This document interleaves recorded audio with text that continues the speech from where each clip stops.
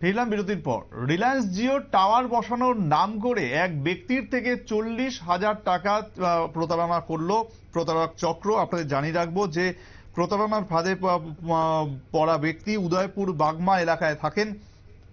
পেশায় তিনি একজন দিনমজুর, তার নাম সমীর দাস, এবং তাকে গত কয়েকদিন ধরেই বারবার একটি নম্বর থেকে ফোন করে বলা হচ্ছিল যে তার বাড়ির সামনে একটি টাওয়ার বসানো হবে, কিন্তু এই চক্রে পা দিয়ে তিনি ইতিমধ্যেই 40,000 টাকা হারানোর পর যখন বাড়ির লোকজনেরা টের পেলেন তখন তারা সতর্ক হয়ে যান এবং পরবর্তী সময়ে ব্যাংকে গিয়ে জানতে পারেন যে এটা একটা সম্পূর্ণ প্রতারণা চক্র। পরবর্তী সময় উদয়পুর আরকেপুর থানায় দ্বারস্থ হন সমীর দাস। কি বলেছেন এখানে তারা, শুনুন। কি কারণে আছেন থানাতে বলো তো? থানাতে আজ 3-4 দিন ধরে রিলায়েন্স কোম্পানি থেকে আমাদের একটা ফোন করছে। আমাদের রিলায়েন্স কোম্পানি বাড়ি বসাবে, 15 লক্ষ টাকা দেবে বলে এরপর দিয়ে আমার লাইসেন্স করানো লাগে 7,11,700 টাকা নিছে এবং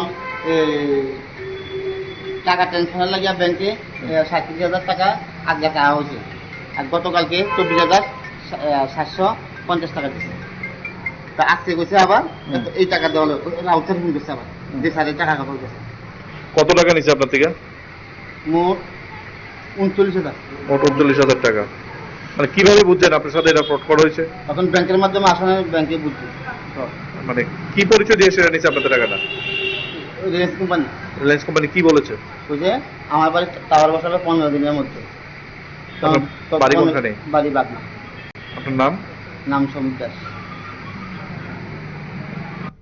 শুনতেই পেলেন, প্রতারণার শিকার হয়েছেন সেই ব্যক্তি সমীর দাস এবং তারপরে তিনি থানার দ্বারস্থ হন এবং সেখানে গিয়ে তিনি প্রতারণা চক্রের বিরুদ্ধে একটি চিঠি বা জিডি দায়ের করেন এবং তারপরে পুলিশ কিন্তু উদ্যোগী হয়েছে যাতে এই প্রতারণা চক্রকে ধরে ফেলা যায়।